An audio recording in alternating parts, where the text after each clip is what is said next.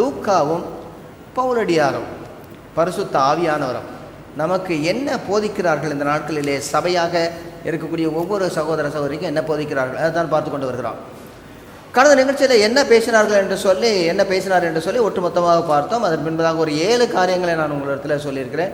உங்களோடு கூட ஒவ்வொன்றாக பார்ப்போம் என்று சொல்லி பேசியிருக்கிறோம். இந்த இடத்துல அவர் சொன்ன 7 காரியங்கள் மறுபடியும் சொல்லுகிறேன். அவர் என்ன சொல்கிறார் என்றால், ரத்தன சுருக்கமாக எல்லாவற்றையும் சேர்த்து, ஆராதனைக்கு பாத்திரர் ஒரே ஒருவர்.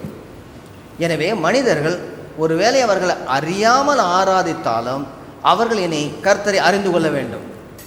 இதைத்தான் முதலாவதாக ஆரம்பிக்கிறார். முதலாவதாக அவர் வரக்கூடிய அந்த வசனங்களில் 22, 23 வசனங்களில் இதை குறித்து பேசுகிறார். பின்பதாக கர்த்தர் சர்வத்திற்கும் ஆண்டவர், வானத்துக்கும் பூமிக்கும் ஆண்டவர். எனவே மனிதர்கள் கையினால் செய்யப்பட்ட எந்ததொரு சிருஷ்டியும் அவர்கள் சிருஷ்டிக்க முடியாது. அதே போல் அவர்கள் ஆலயத்தினாலோ அர்ச்சனை படைப்பினாலோ கர்த்தருக்கு பிரியமில்லை என்று சொல்லி பார்க்கிறோம்.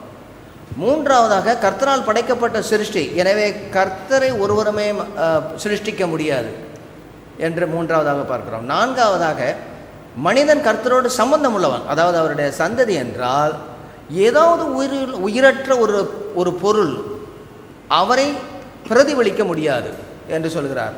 அதற்கு அடுத்ததாக 5வதிலே பார்க்கிறோம், கர்த்தர் தம்மை குறித்து வெளிப்படுத்தி இருக்கிறார். தடவியாவது கண்டுகொள்ளக்கூடிய வெளிப்பாடுகள் இயற்கையிலே கொடுக்கப்பட்டிருக்கிறது. வானமும் பூமியும் ஒவ்வொரு நாளும் ஆண்டவருடைய மகிமையை வெளிக்காட்டி கொண்டே இருக்கிறது என்று சொல்லி பார்க்கிறோம். எனவே மனிதன் எனக்கு ஆண்டவரை பற்றியே தெரியாது என்று சாக்கு போக்கு சொல்ல முடியாது.